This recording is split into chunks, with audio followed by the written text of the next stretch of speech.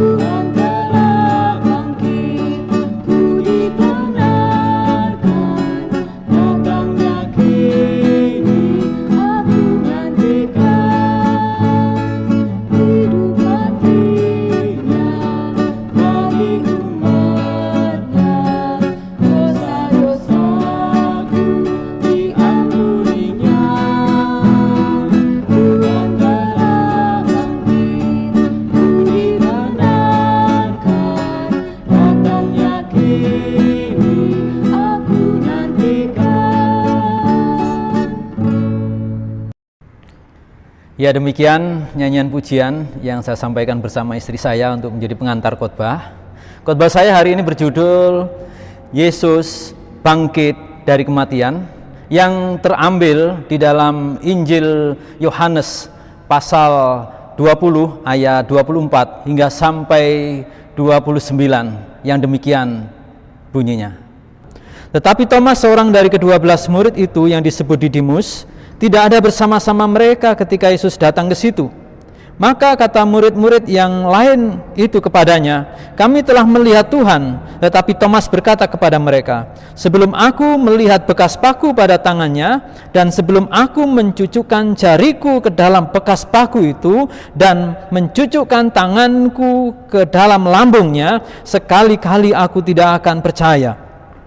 8 hari kemudian, murid-murid Yesus berada kembali dalam rumah itu, dan Thomas bersama-sama dengan mereka. Sementara pintu-pintu terkunci, Yesus datang dan ia berdiri di tengah-tengah mereka dan berkata, damai sejahtera bagi kamu. Kemudian ia berkata kepada Thomas, taruhlah jarimu di sini dan lihatlah tanganku, ulurkanlah tanganmu dan cucukkanlah ke dalam lambungku, dan jangan engkau tidak percaya lagi, melainkan percayalah. Thomas menjawab dia, ya Tuhanku dan Allahku, kata Yesus kepadanya, karena engkau melihat aku, maka engkau percaya. Berbahagialah mereka yang tidak melihat, namun percaya. Mari kita akan berdoa. Tuhan Yesus, kami siap untuk mendengarkan firman-Mu. Biarlah di hari kebangkitan Tuhan, kami mengingat kembali akan peristiwa kebangkitan Tuhan Yesus Kristus, dan kuasa kebangkitan-Mu akan menolong kepada kami semua untuk kami boleh mengerti kepada kebenaran firman-Mu. Terima kasih Tuhan, marilah kuasa kebangkitan-Mu Engkau nyatakan untuk kami boleh memahami, mengerti, dan memiliki satu pengharapan iman yang kuat di dalam Yesus Kristus Tuhan. Haleluya, amin. Saudara yang dikasihi dalam Tuhan, Yesus bangkit dari kematian. Mengapa Yesus bangkit dari kematian?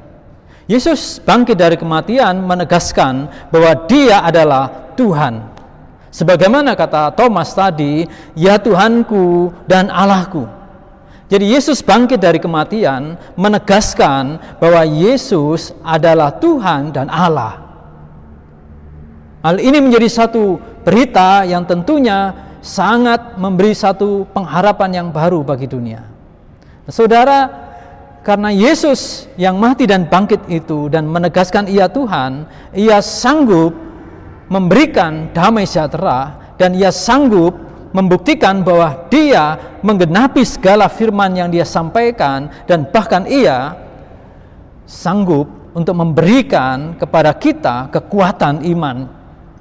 Dari tiga hal inilah kita akan berbicara tentang kebenaran firman Tuhan ini. Hal yang pertama yaitu bahwa Yesus adalah Tuhan itu berkuasa memberi damai sejahtera. Jadi Yesus bangkit dari kematian menegaskan bahwa Yesus adalah Tuhan. Ini membuktikan dan memberikan satu peneguhan bahwa Dia punya otoritas berkuasa memberi damai sejahtera. Saudara, mengapa ini diperlukan oleh murid-murid Yesus pada waktu itu? Pada waktu itu murid-murid Yesus setelah Yesus mati dikuburkan, mereka mengalami satu kecemasan, mereka mengalami satu ketakutan, mereka putus pengharapan. Apa yang diharapkan dari Yesus tidak ada lagi. Yesus yang diharapkan menjadi pemimpin Israel, itu sudah tidak ada lagi karena Yesus mati. Itu sebabnya ketika Yesus bangkit, Yesus datang menemui murid-muridnya dengan mengatakan, damai sejahtera kuberikan kepadamu. Di dalam firman Tuhan ini dijelaskan di dalam ayat yang secara khusus, ayat 19, mengatakan demikian, saudara, ketika Yesus datang ke tempat itu.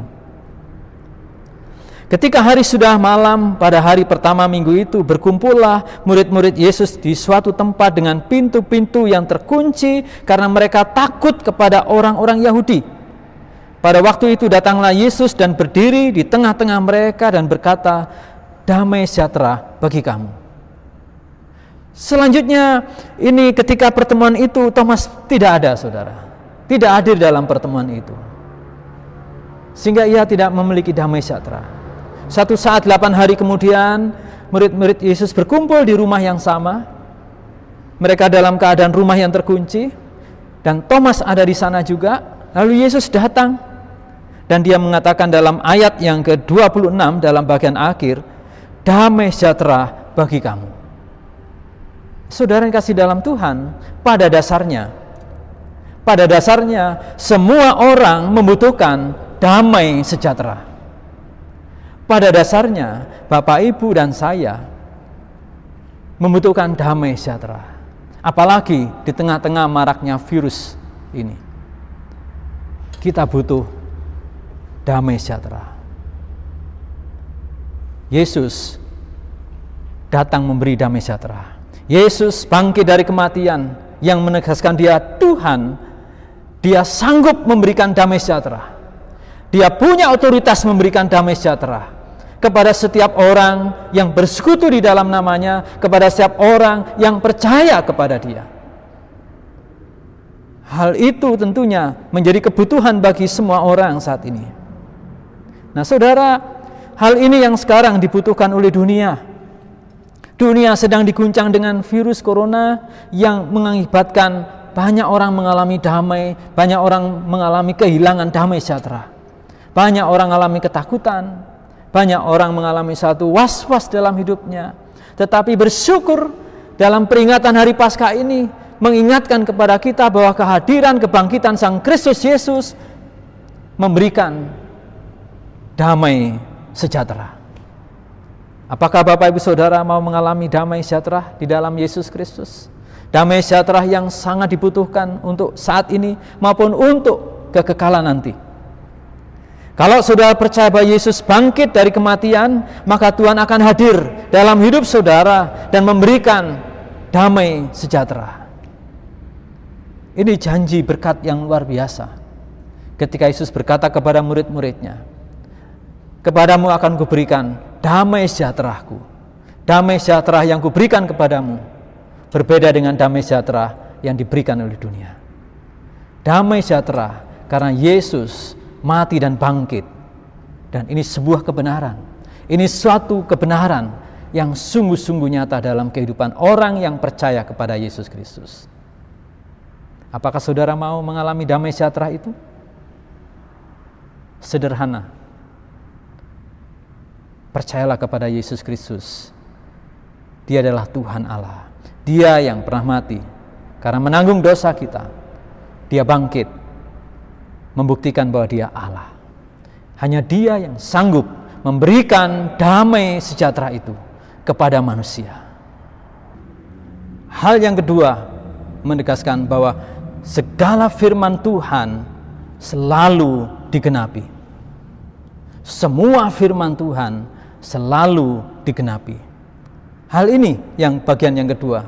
Nah, saudara yang kasih dalam Tuhan Yesus Kristus, firman Tuhan selalu digenapi. Apa yang dikatakan Yesus pasti digenapi. Spesial Bapak Ibu, setiap firman yang keluar dari mulut Yesus Kristus ada penggenapannya. Tidak ada satu firman pun yang tidak digenapi.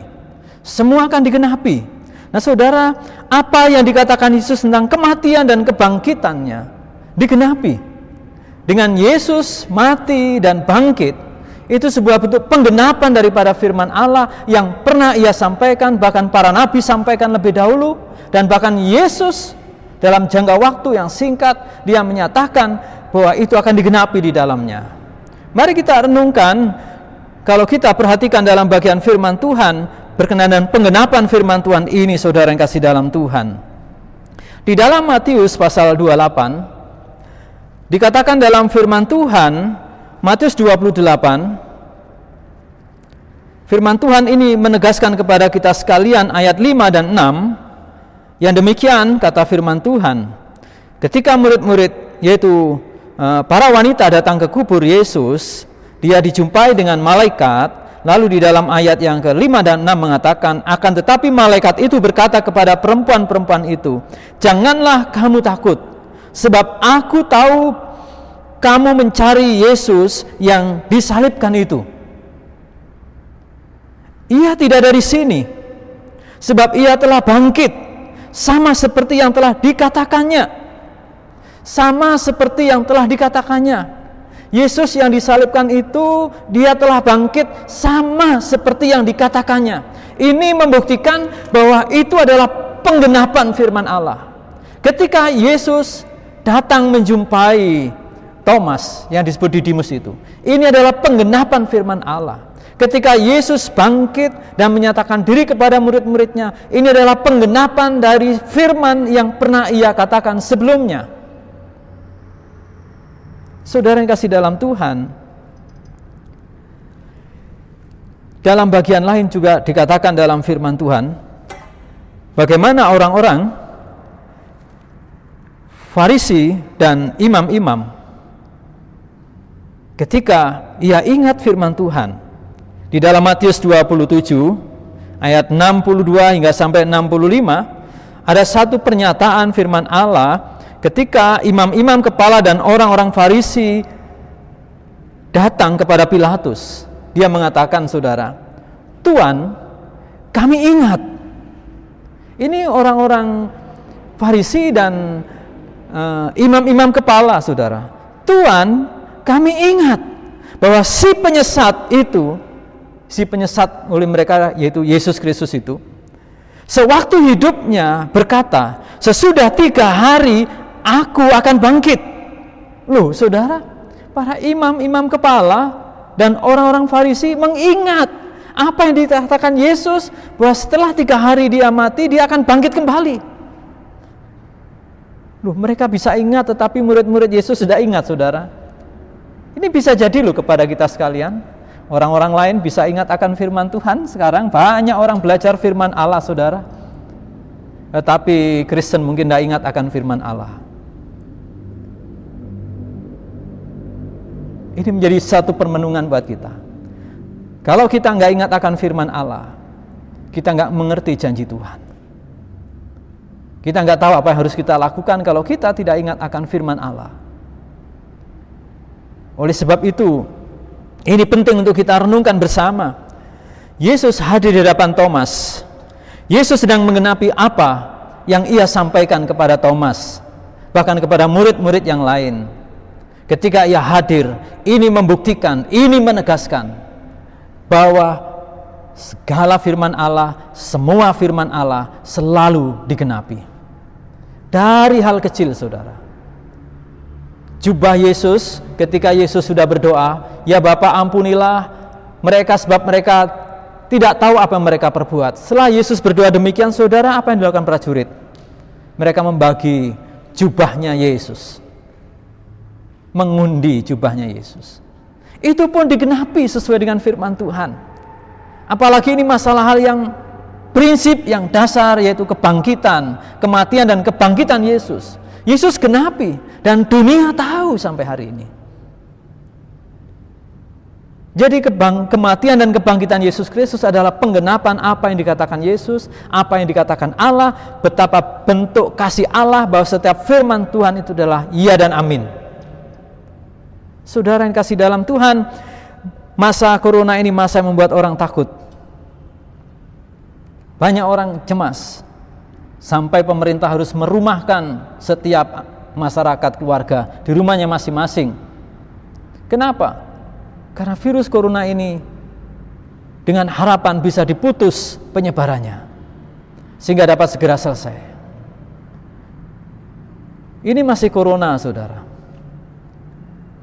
Tuhan pernah berfirman, dunia dan segala isinya, langit akan lenyap, tetapi firman-Ku tetap untuk selamanya. Dunia yang Bapak Ibu kita tempati ini, langit yang kita lihat jauh itu, suatu saat akan lenyap. Ini kata firman Tuhan. Tetapi firman-Ku tidak akan lenyap. Kalau Tuhan katakan, carilah dahulu kerajaan Allah dan kebenarannya, maka semuanya akan ditambahkan kepadamu. Dalam Matius 6 ayat 33. Kalau kita mengutamakan kerajaan Allah, yakin akan kebenaran itu, semua akan ditambahkan kepadamu. Janji-janji Tuhan akan digenapi. Oleh sebab itu kita sebagai orang percaya, mari kita turut ambil bagian dalam penggenapan janji firman Allah ini. Sudah banyak penggenapan janji firman Allah, dan sekarang sedang terjadi penggenapan janji firman Allah, dan terus berlangsung hingga sampai pada kesudahannya. Apakah Bapak Ibu mau terlibat dalam penggenapan janji firman Tuhan? Mari kita sampaikan berita Yesus yang mati dan bangkit itu, supaya banyak orang boleh mendengar berita keselamatan yang datang daripada Allah, bahwa Yesus yang mati dan bangkit itu adalah sungguh benar adanya, dan ini menegaskan bahwa Dia adalah Allah, dan ini adalah penggenapan firman Allah. Coba saudara renungkan, semua hal yang kita lakukan tidak luput daripada penggenapan firman Allah. Hal yang ketiga, bahwa Yesus bangkit dari kematian menegaskan bahwa Dia adalah Tuhan. Hal yang ketiga saya ingin sampaikan, saudara, dari bagian ini, yaitu bahwa itu menjadi landasan iman Kristen.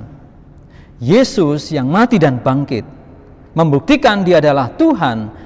Ini menjadi landasan iman Kristen. Ini menjadi landasan iman Kristen. Nah, saudara yang kasih dalam Tuhan, landasan iman Kristen tidak didasarkan pada apa yang diperbuat oleh manusia. Tetapi landasan iman Kristen didasarkan pada apa yang dikerjakan Allah dalam Yesus Kristus yang sudah mati dan bangkit kembali. Kita diselamatkan karena karya penebusan Yesus Kristus. Mengapa Yesus menjadi landasan kita sebagai landasan iman kita? Ya, kalau landasan iman kita, perbuatan kita nggak akan bisa selamat, Bapak Ibu. Kebaikan, segala yang kita lakukan terbatas dan tercemar dengan dosa. Tetapi apa yang dikerjakan Yesus, itulah yang menjadi landasan kita. Dia sudah terbukti menang atas maut. Dia bangkit dari kematian. Dia tidak tunduk kepada maut, tidak tunduk kepada kematian. Sampai-sampai ia mengatakan, "Hai maut, di manakah sengatmu?" Sengat maut ialah kematian, adalah dosa. Saudara kasih dalam Tuhan Yesus Kristus, mengapa para murid Yesus Kristus sulit untuk percaya Yesus bangkit pada waktu itu? Mengapa para wanita pergi ke kubur?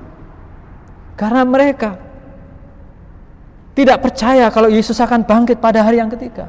Kenapa mereka enggak percaya? Mereka lupa, mereka enggak ingat akan firman.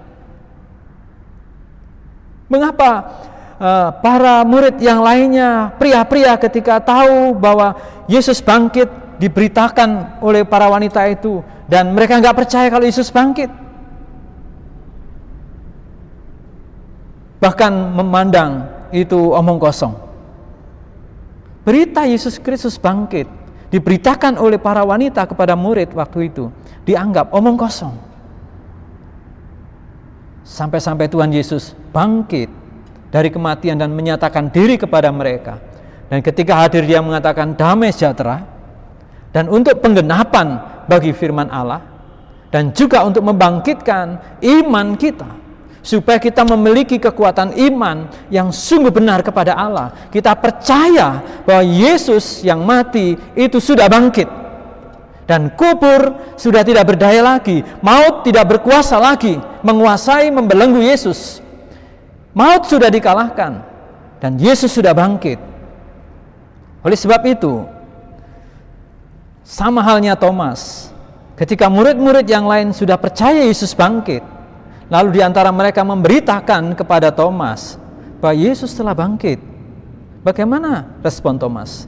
Saudara, di dalam bagian firman Tuhan ini, Thomas mengatakan kepada murid-murid bahwa pemberitaan itu, Thomas berbicara kepada mereka, "Sebelum aku melihat bekas paku pada tangannya, dan sebelum aku mencucukkan jariku ke dalam bekas paku itu, dan mencucukkan tanganku ke dalam lambungnya, sekali-kali aku tidak akan percaya." Dia tidak percaya Yesus bangkit. Murid Yesus yang dipilih oleh Yesus Kristus sendiri bersama dengan murid-murid yang lain tidak percaya. Sebenarnya mereka sama saja dengan Thomas, tidak memiliki suatu kepercayaan bahwa Yesus akan bangkit. Nah, saudara, 8 hari kemudian, saudara, mereka mengadakan persekutuan lagi. Thomas hadir di situ. Dan Yesus berkata kepada Thomas, "Taruhlah jarimu di sini, lihatlah tanganku. Ulurkanlah tanganmu dan cucukkanlah ke dalam lambungku, dan jangan engkau tidak percaya lagi, melainkan percayalah." Sampai sebegitunya Tuhan harus membuat Thomas percaya. Saudara, bagaimana Thomas melihat hal itu, menanggapi hal itu? Saudara berkata, saudara, "Ya Tuhanku dan Allahku." Dia sujud, dia berlutut, dia mengakui, "Ya Tuhanku dan Allahku." Thomas mengakui Yesus tidak sekedar manusia, tetapi ia adalah Tuhan, dia adalah Allah, untuk membawa sebuah kepercayaan kepada Yesus. Sehingga Tuhan Yesus berkata, memberikan keleluasaan kepada kita sekalian, "Karena engkau telah melihat aku, maka engkau percaya. Berbahagialah mereka yang tidak melihat namun percaya." Jadi Yesus berkata kepada murid-muridnya, "Karena engkau melihat aku, engkau percaya." Berbahagialah mereka, Bapak, Ibu, dan saya. Mereka, orang-orang lain yang saat ini belum percaya. Berbahagialah mereka yang tidak melihat namun percaya. Saudara yang dikasihi dalam Tuhan, berbahagialah saudara hari ini, walaupun tidak melihat Yesus yang bangkit itu, tidak pernah melihat Yesus yang mati, enggak harus menunggu penampakan Yesus, pembuktian, namun Anda percaya. Berbahagialah saudara. Berbahagialah saudara kasih dalam Tuhan Yesus Kristus. Kita memiliki satu pengharapan yang besar. Jadi kalau saudara ingin mengalami kebahagiaan kekal, hendaknya mari kita percaya kepada Yesus yang mati dan bangkit itu. Simple, tidak sulit, tidak rumit. Kalau Anda ingin mengalami kebahagiaan dalam Tuhan, percaya kepada Yesus Kristus. Inilah iman Kristen. Yesus yang mati dan bangkit menjadi sebuah landasan kehidupan iman Kristen. Tidak ada yang lain. Karena kita beriman kepada Tuhan, mari kita saudara kasih dalam Tuhan. Tuhan yang begitu mengasihi kita, menolong kepada kita. Kita boleh memiliki kebahagiaan. Karena kita diberi karunia untuk beriman, diberi kemampuan, diberi kekuatan untuk percaya, menerima Yesus sebagai Tuhan dan Allah kita. Saudara, bagaimana orang-orang Yahudi yang tadi dan imam-imam kepala? Si penyesat itu pernah berkata bahwa ia akan bangkit setelah 3 hari dikuburkan. Saudara tahu, ketika Yesus bangkit, para penjaga kubur itu datang dan menemui mereka, yaitu imam-imam kepala dan orang-orang Farisi. Lalu mereka memberi uang untuk tidak bicara Yesus yang bangkit, tetapi Yesus dicuri muridnya. Ini adalah konspirasi yang sangat buruk dan jahat, saudara. Ini adalah satu tindakan yang menentang kehendak Allah. Dan ini Allah sudah mengantisipasi dengan firman Tuhan yang tertulis dalam Injil Matius pasal 28. Di sana dikatakan dalam bagian firman Tuhan ini, bagaimana Tuhan sudah memberikan satu penjelasan. Ketika mereka di tengah jalan, datanglah beberapa orang dari penjaga itu ke kota dan memberitahukan segala yang terjadi itu kepada imam-imam kepala. Dan sesudah berunding dengan tua-tua, mereka mengambil keputusan lalu memberikan sejumlah besar uang kepada serdadu-serdadu itu. Dan berkata, kamu harus mengatakan bahwa murid-muridnya datang malam-malam dan mencurinya ketika kamu sedang tidur. Dan apabila hal ini kedengaran oleh wali negeri, kami akan berbicara dengan dia sehingga kamu tidak beroleh kesulitan apa-apa. Bagaimana serdadu? Mereka menerima uang itu dan berbuat seperti yang dipesankan kepada mereka. Dan cerita ini tersiar di antara orang Yahudi pada saat itu. Dan bahkan sampai hari ini. Ada orang-orang yang tidak percaya Yesus mati dan bangkit. Tuhan sudah menjelaskan, Tuhan sudah mengantisipasi bahwa akan ada pengajaran, penyesatan, tidak mengakui Yesus yang mati dan bangkit. Padahal ini adalah bagian landasan iman Kristen. Mari kita sebagai orang percaya kepada Kristus, hidup yang benar. Mari kita berbahagia karena iman kita kepada Kristus Yesus. Kita punya hati untuk berbagi kebahagiaan, supaya orang-orang yang mendengar bisa paham, bisa benar. Mereka memahami bahwa Yesus yang mati dan bangkit itu memberikan damai sejahtera. Itu menegaskan tentang kebenaran firman Allah yang digenapi. Dan ini membangun kehidupan iman kita. Kiranya Tuhan memberkati saudara dengan firman Tuhan ini. Kiranya Tuhan menolong saudara mengerti firman Tuhan ini. Mari kita renungkan, apakah saudara mau mengalami sukacita yang bahagia itu, walaupun tidak melihat, namun percaya bahwa Yesus mati dan bangkit.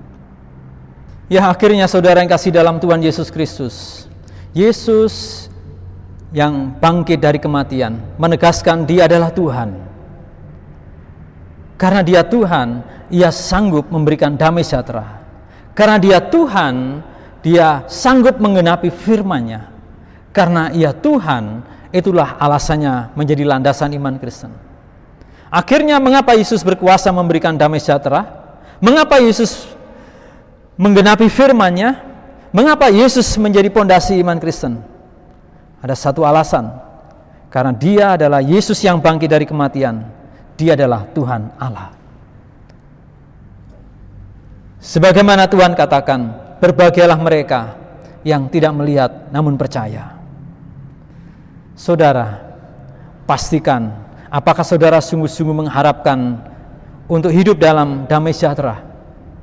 Apakah saudara sungguh-sungguh mau mengharapkan hidup terlibat dalam penggenapan firman Allah?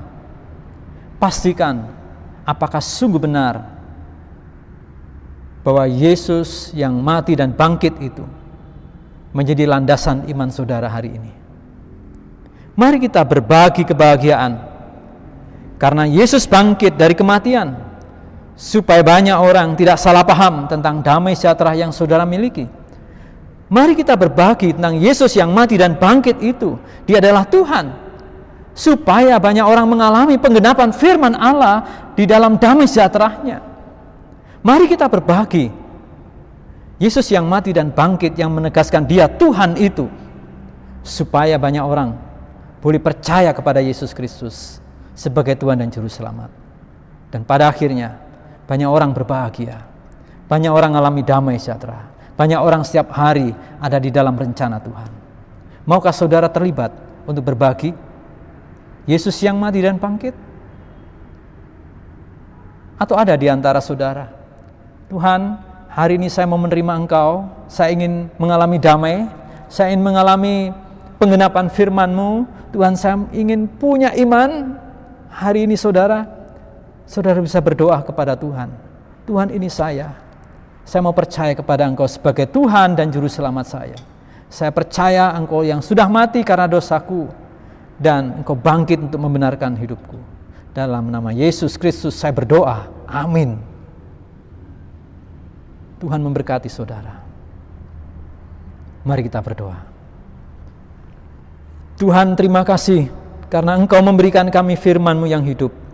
Biarlah berita Yesus yang mati dan bangkit ini sungguh-sungguh menjadi berita yang membawa damai sejahtera, yang meneguhkan tentang penggenapan firman Allah, dan membuat iman kami bertumbuh dalam Allah, dan bahkan semakin bertambah-tambah orang yang mengalami iman, percaya, dan bahagia sebagaimana firman-Mu. Berbagailah mereka yang tidak melihat namun percaya. Di dalam nama Yesus Kristus hamba-Mu berdoa, amin.